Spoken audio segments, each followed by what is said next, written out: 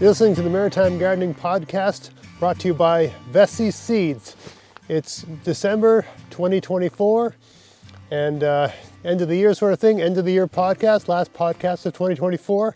And I thought I'd wrap the year up by talking about the things that I do in my garden in December, maybe things you do as well, or things you should be doing. If you're looking for something to do outside, there's always something to do in the garden, so I thought I'd wrap an episode around that topic. First, just a few orders of business to bring up about the podcast and all that sort of stuff. Vessi Seeds, my sponsor, they've re-upped for another year. So we have a new coupon code that is valid as of December 1st, 2024, so it's valid right now. Coupon code is similar to the last one, just a slight change, GAVS25. That'll be valid to the end of November 2025. And it's valid, it's for free shipping on all items on their 2025 seed catalog. They have 3 catalogs: a seed catalog, a fall planting and fall planting bulbs and perennials, and a spring planting bulbs and perennials catalog. But most of the things you see on their website online, most of you I assume are going to be shopping online. The vast majority of those things are all in the seed catalog. It's called the seed catalog, but it's basically everything, right? So, I mean, I would just go ahead and order, and if it's not covered, they'll tell you, that sort of thing, right? Yeah, everything that's in the seed, if you go on their website, you can see, there's a thing you can click, and you can see an online version of the seed catalog, and you can see all the things that are actually in the seed catalog. I'm making this sound much more complicated than it really is. Personally, I would just go to their website and point and click and buy. But if you want to be sure before you choose something, you can open up their seed catalog and confirm that the thing you want to buy is actually in the seed catalog. Most of the things you're going to buy are in the seed catalog. It's just the things that are in the fall and spring planting catalog that aren't in the seed catalog. One more caveat, this is very unfortunate, but they are all their order. You can order from them right now. They will not charge you. You can order for them. They're putting orders on hold because Canada Post, the mailing service they use to mail out their parcels, is the postal workers are on strike right now. So they're just putting orders on hold until that's over. I don't expect that to go on too long. I mean, the postal workers aren't getting paid, and Canada Post isn't making any money. So that's not sustainable. So I assume they'll figure this out. And it's, by the way, Christmas is just around the corner, right? So I assume this will all be worked out fairly soon, but I would just go ahead and order, or wait till that's over, right? Wait till that's over and then order. It will be over. It will come to an end, okay? Other thing, for those that don't know, I've got a Substack page. I write an article once a week. You can sign up to be notified of those articles for free. Some of the content's free, some of the content is pay, and of course, I think Substack lets you view some stuff for free anyway, just to give you like a little taste. If you become a paid subscriber, it's $30 a year or $5 a month, whatever you want. I mean, don't quote me on that. That's what it was when I started Substack. I don't set the rates. That's their minimum rate. I chose the lowest rate option they have. But writing takes time. I put a lot of time and effort into my articles. I think they're well written, although I do make the odd typo, and I apologize for that. Yeah, it takes a lot of time and effort. It's not free, right? So, but it's it's a worthwhile thing to read through. It's a different mode of expression than just sitting in front of a camera and talking. I have much more time to think about what I'm going to say, and I can look things up, and I can provide resources and links and that sort of stuff. So if you're kind of curious and really like to go deep on certain topics, once a week I do 1,000+ word article, or sometimes they're multiple installment articles. Also, the book that I've been writing forever. Once a month I do an installment on that book. That keeps it moving forward. Eventually it will be done, and I'll figure out some way to get it out there as a hardcover, type paper book. But for now, if you want, you can read all of that, all the installments on my Substack page. That's how I'm doing it. Finally, for those that don't know, I have another YouTube channel that I've been running for a few years. It's called Outdoors on the Cheap, and it's just about everything to do with, you know, fishing and hunting and hiking and camping and being out in the woods and all that sort of stuff, which is one of my other passions. I don't make as many videos on that channel as I do with this one, because oftentimes when I'm out doing that stuff, I'm with my friends or my kids, and I don't really make videos when that's the case. But when I have the time, I really enjoy it. It's a sort of side project of mine. I put, some of the videos anyway, I put a lot of energy and creativity into them, and maybe check that out and see if you like it. And please, if you want to help support it, just subscribe. It's called Outdoors on the Cheap. There's a link to it in the description box of this video. And finally, if you want to help everything I'm doing here with this channel, please like my videos and subscribe to the channel. If you're a person who just watches everything I ever do but haven't subscribed, please subscribe. It helps a lot. Okay, enough of that. Okay, so let's talk about the, I'm not a natural salesman, so I do not enjoy plugging my stuff, but it just has to be done, right? Okay, what do I do this time of year? You can see I'm out in the garden right now. I don't know if it's, I can't see the camera there because the sun's so bright, but the goldfish pond next to me has got at least 2 inches of ice. I don't think it's permanently frozen yet. I think we might have a few days where it warms up and melts yet. But this is, I mean, everything's freezing up right now.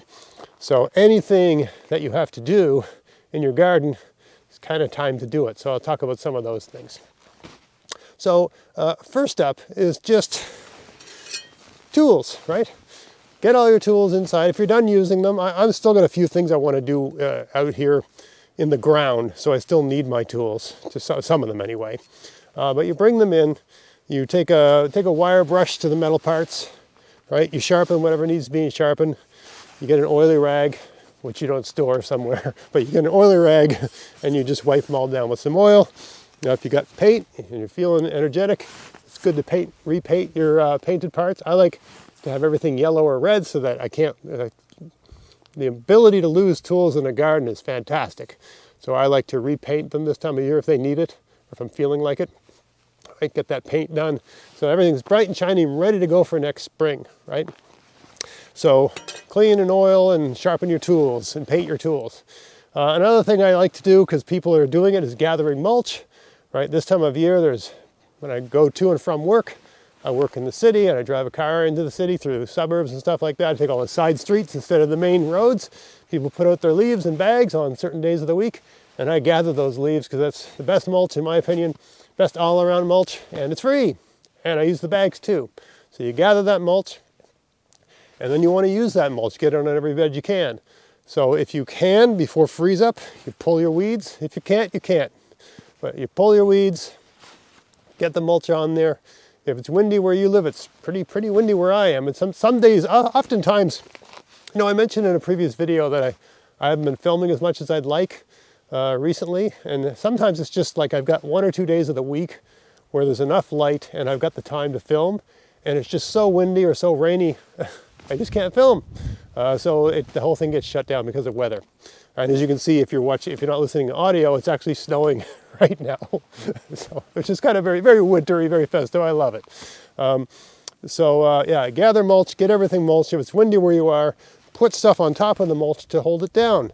That could be boughs of trees, it can be sticks, planks, boards, whatever you can find. Anything that sort of spreads out and holds it down. The other thing that I'm doing this time of year is harvesting everything that I haven't harvested yet. So in the garden right now, I still have parsnips in the ground. Yesterday I just pulled all my beets finally. I still have Swiss chard in the ground, and I still have kale in the ground growing. Now, I mean, it's -6 Celsius right now, so nothing grows and nothing happens when it's that cold, but we still have that fluctuating temperatures from day to day.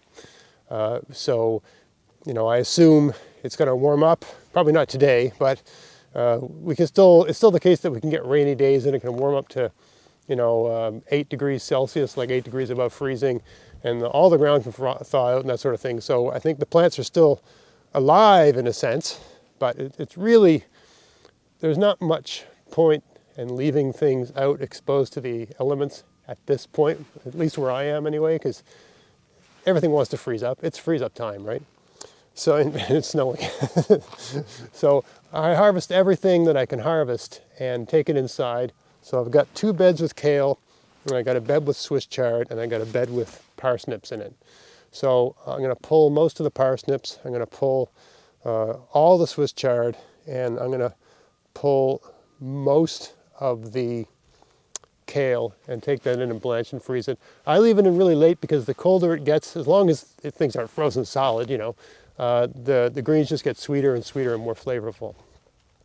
But also, there's greens and root veg that I winterize. I leave out in the ground over the winter. I've got a technique of doing that. It works really well.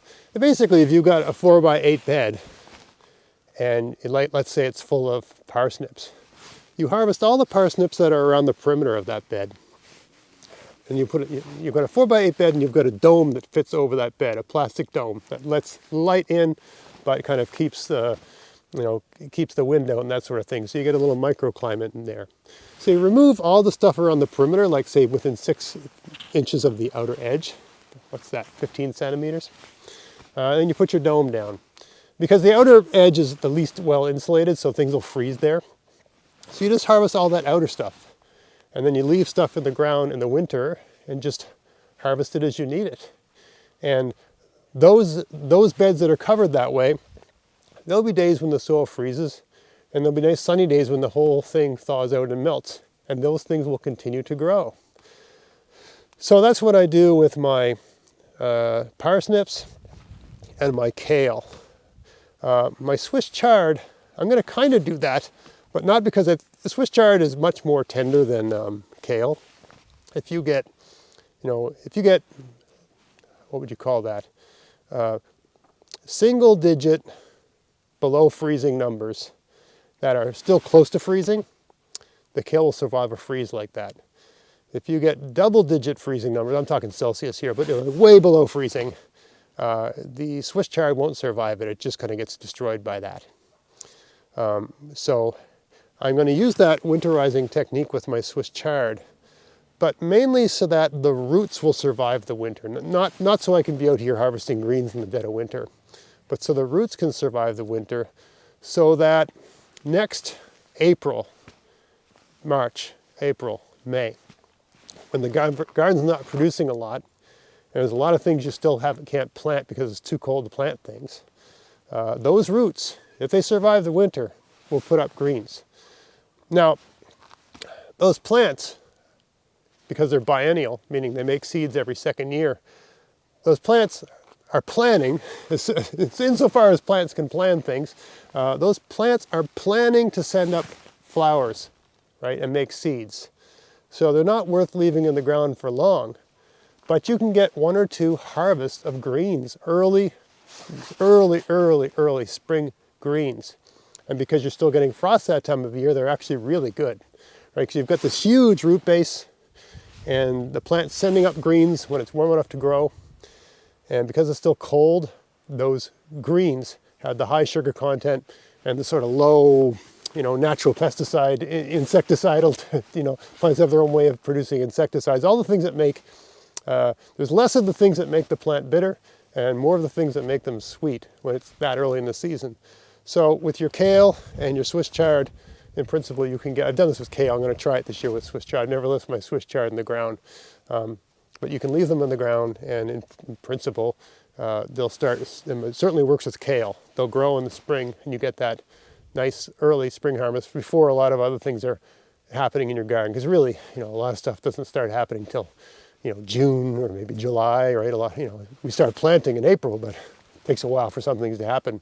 But things can happen very quickly when you've got a huge root base that's been developed over an entire growing season. Right? There's a lot of energy stored up in that, right?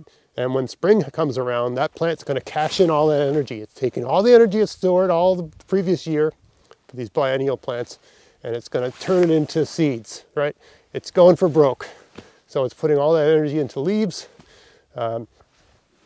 It's a great early green. So I like to do that, winterizing greens. And the parsnips, the only reason I winterize them is because I'm too lazy to pull them all. Right? So I remove all the ones from the outer perimeter, I put a dome over the parsnips, and then whenever I want parsnips during the winter, maybe once a week, I just come out and pull half a dozen big, fresh parsnips. They survive really, some people can do this with carrots, I can't. My carrots here cannot take the cold. I think it's partly because we've got so much moisture and dampness in the ground, but I don't find the carrots winter well here. And yes, you can cover them with 2 feet of hay and all that sort of stuff, but then there's all kinds of critters that get at them, like just the different things that are in the ground. So I don't find, personally, carrots survive well in the winter. That's for me anyway. If they work for you, great, do that. But the parsnips do, so I winterize them. And dome's just one way to do it. Yeah, there's lots of other ways where you put hay or piles of leaves over, that sort of thing. But with the greens, that's really not going to work because you want the sun getting through. You want the plants, it's for kale anyway, you want them to continue to grow in the winter. They don't grow much, right? They grow slowly, but the main reason to winterize your kale, they're not going to grow like the way they would in the summer. There's not enough light and it's really, really cold. What you're doing is allowing the greens that are on the plant to survive and to grow very, very slowly. Right, so it's just another way to preserve greens. You can blanch and freeze them all in your freezer, or you can, which I do with most of them, but you can put some of them under a dome, and you can continue to harvest them in the winter, just like you would with a cold frame. It's basically like a mobile temporary cold frame. So that's what I do. Every kind of root veg that like I just picked all my beets. It's December. This is when I pickle my beets. I pick all the beets on some day after work. I come out here and I just pick them all. And I stick them in my garage, which is around the temperature of a freezer this time of year. And when I have a spare few hours in an afternoon, I pickle about half of them, and the rest we eat as roasted or sauteed beets. That's the way we like to do it. So pickling, canning, that sort of thing, blanching and freezing, that's another thing I do in December. With everything that hasn't been put down, it all gets put down, everything gets done. The other thing this time of year, if the ground is thawed enough, is bed repairs. If you've got a bed that is just falling apart and it just limped its way through the previous growing season, you can fix that now as opposed to next spring when you're all anxious to get things planted. So anything you can do, any sort of major project like that, if the ground's thawed enough, this is a great time of year to do it because you're not busy, harvesting and planting and weeding and all. I think things are slowing down in the garden, so you got time to do the big projects, right? I'd planned to do a major thing with this pond here, but I just didn't get around to it. Now it's all frozen, so we'll see about that. I don't think anything's gonna happen with the pond until next April. Another thing that makes sense to do this time of year is what I call pre-winter pruning. This is something you do if it's needed. If you've got a fruit tree, this is really for trees more so than bushes. If you've got a fruit tree, an apple tree or a pear tree or something like that, and you've got a branch that just looks precarious, that is to say, it looks like if it got enough snow on it and enough ice on it, it would break in the winter. And you're gonna prune it anyway. Like I say, I got one of my trees back here. Maybe I'll do a video on this, but it's just got a branch in the wrong place and it's precariously hanging out like this. And I can just see it getting loaded down with snow and ice and stuff like that and breaking and damaging the tree. So generally we prune in just before spring, like late March. That's when I like to prune. But for that branch, I think I'm not going to cut it all the way. I'm not going to do a perfect pruning of it. I'm going to prune it enough that the part that I know would gather snow and ice and gather weight, I'm going to cut off that part of it. Then I'm going to do a nice clean cut of the rest of it in the spring when it doesn't have to deal with the extremes of the winter. Okay? So all you're doing is you're looking at branches of your fruit trees and saying, is this one a liability? Is this going to cause a major break in the winter? Anything that you think is just, going to break, you can just let it break and see what happens, but it makes sense to be proactive in my opinion. The other thing is to, this is an important thing to do, is to think about the season that just went by. And I talk about this all the time, but it's so important to being an effective gardener. Think about the season that went by. Make all kinds of notes of what went well and what didn't go well. And write down your thoughts and insights about what you think you could do better next year. Don't do this again, or next year try that. Move this over here. This is in the wrong place. Make as many notes as you can. If you're like me, you're forgetful, so you need the notes. But also, it's just, the following spring, you're going to be so this is my opinion. If you're a natural gardener, you're going to be so overwhelmed with optimism. You're not going to be thinking about things that go wrong. But at the end of a growing season, you know what went wrong. You know it didn't work. You know where you failed. You write it down. And that's not to be negative. It's just, it's so that you can incorporate that knowledge into your plan for the coming year and not make the same mistakes and sort of grow and evolve, right? And you also, by writing it down, you have a record of those things. So it's about just planning and mitigating risks and things that can go wrong. And maybe ideas you had during the year that every year you forget to do something. Well, write that down so you don't forget to do it next year.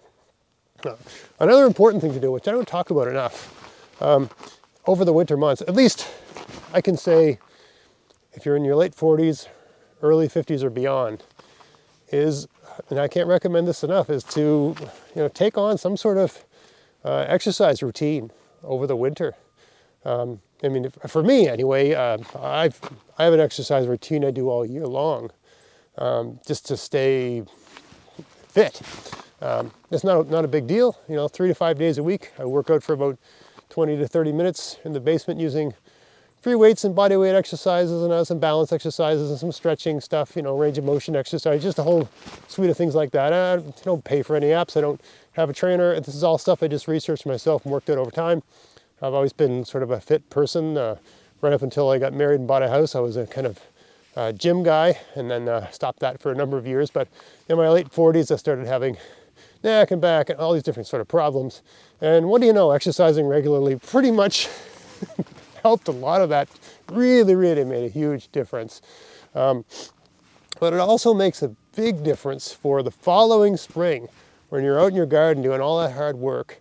The older you get, it just gets harder and harder to sort of bounce, to adapt to that. It's much easier if you maintain your physicality over the entire year. I mean, I recognize not everyone has an enormous garden like this. To maintain a garden like this, I have to be able to keep up with the 30-year-old, 40-year-old. I mean, it depends on what I want to do. And of course, my garden's a little bit over the top. I have a YouTube channel, so I always want everything to look nice and all that sort of stuff. So I probably do a lot more than what's typical. But to do all of this and all of the physical outdoorsy stuff I like to do, remember, this is not the only thing I do, right? I have to have a body that can do all of that. And a lot of this was brought home to me a couple of years ago. At 50, my kids are at that age, and COVID was over, that I thought, I'm going to take them skiing. I'm going to teach my kids how to do downhill skiing. I hadn't downhill skied since like 1989. Right? This is 2022, 2023. I hadn't downhill skied in years. So yeah, I realized when I went skiing, and we got, we have mountains here in Nova Scotia, but they're nothing amazing. Anyone with real mountains would think our mountains are a joke. But yeah, we got we got two decent mountains. Well, one's you can ski down the thing in 2 minutes. It's not that great. If you ski fast, you can get down in a couple of minutes. Martok. But there's another mountain that's about an hour and a half's drive from me called Wentworth. It's not a bad ski. I mean, it's not Sugarloaf or Whistler or anything like. It's nothing like that. There's no gondola or nothing cool like that. But it's a nice ski. Anyway, taking my kids skiing. Holy smokes! By about 2 o'clock in the afternoon, I thought I was going to die. I thought I was in good shape, but my whole body was just shot. So I realized, like, buddy, you got to exercise. You got to stay strong. So I can't recommend enough. Now, if you find gardening hard, all that getting down and getting up and picking things up in the back and the neck and the knees, all that sort of stuff. I mean, this is assuming you don't have any real health problems and you're just reasonably well preserved.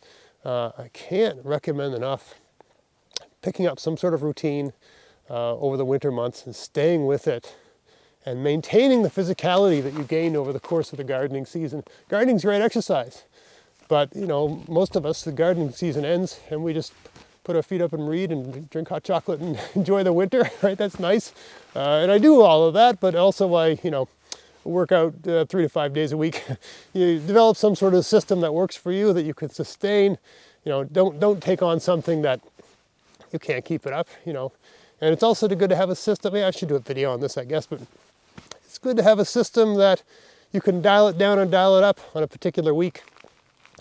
I have what I call young guy exercises, middle-aged man exercises, and old man exercises. That's what I call them. So some weeks I just do what I call the old man exercises because I'm just not feeling it, right? And other weeks I do what I like to do is have like maybe a 4 days. So like on Monday I do young guy exercises, Tuesday I do middle-aged man exercises, Wednesday young guy, Thursday middle-aged man.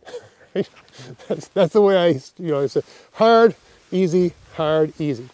And then you just have the odd week where you're feeling under the weather, or you maybe just got that weird feeling like, oh, I feel like my back's about to go. So those are when I just do like what I call the old man exercises. They're just therapeutic, core exercises sort of thing. You're not lifting anything heavy, you're not doing anything too risky, but I'm always doing something. So I've got a good system where I can dial it down or dial it up, listening to my body as the weeks go by, but I'm always staying with something and always sort of moving it forward and trying to stay in shape. It makes a huge difference during the gardening season. And if you've got any sort of chronic pain or anything like that, I think it made a difference for me anyway. So there's that. Aside from that, December and January and February, relax. Forget about gardening. Take it easy. I mean, I keep putting out content. I keep making videos, and I continue my podcast and that sort of stuff. But I mean, generally speaking, it's not as prevalent in my mind as it is in other times of the year. That's when I like to get out in the woods and hike a lot. And as I mentioned, we don't do a lot of skiing. We might just go 3 times a year, but that's about it. I get out with my kids, do stuff, visit people, enjoy good food, and make the cookies, and just enjoy life, right? enjoy the fact that the gardening shut down, and you can do other things for a little while. You get free from that. So that's another thing I do in December. Just enjoy the fact that the garden is shut down. Right? Enjoy the change in routine. There's nothing. As they say, a change is as good as a vacation, right? I agree with that. Anyway, that's about everything I wrote down on my list of things I'm doing. Sort of what's going on in December. I hope you found this interesting and gave you a few little food for thought. If it did, please like, share, and please subscribe. And until next time, get out there, get at it, have fun in your garden. Thanks for watching.